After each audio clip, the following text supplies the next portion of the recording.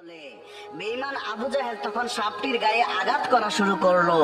তখন সাপ আবার কান্না করতে করতে বলতে লাগলো, হে আবু জাহেল, তুই আমাকে আর মারিস না, আমাকে একবারের জন্য নবীর সাথে দেখা করতে দে, একবার নবীর কাছে আমাকে যেতে দে, আমাকে মাফ চাওয়ার জন্য নবীর কাছে যেতে হবে। একবার যদি আমার নবী আমাকে মাফ করে দেয়, তারপরে তোর যত মন চায় আমাকে তত মারিস, আমি তোরে বাধা দেব না, আমার জীবনটা নষ্ট করিস না রে, একটু আমাকে যেতে দে।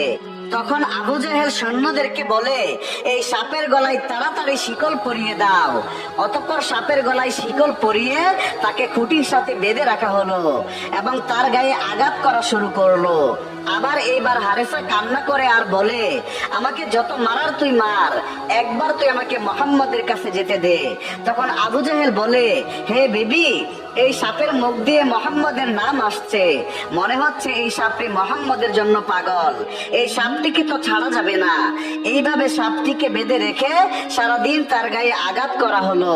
তখন সাপটি আবার কান্না করে বলছে, ও আবু জাহেল, তুই বুঝলি না রে, আমি যদি আখিরি নবীর কাছে যেতে না পারি তাহলে তো আমার জীবন ধন্য হবে না, আমি তো মাফ পাবো না, আর জান্নাতে যেতে পারবো না, আমাকে জাহান্নামে চলে যেতে হবে।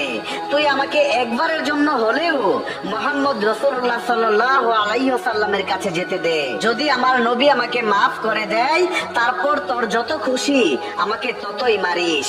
তখন বেঈমান আবু জাহেল বলছে, তুই কথা বলিস না, তোকে মোহাম্মদ পাঠিয়েছে, কারণ বর্তমানে তার সাথে আমার ঝামেলা চলছে, তাই তোকে পাঠিয়েছে আমার ক্ষতি করার জন্য। সারাদিন সারা রাত সাপটিকে মারার পরে পরদিন সকালবেলা আবার সাপটিকে মারতে শুরু করলো।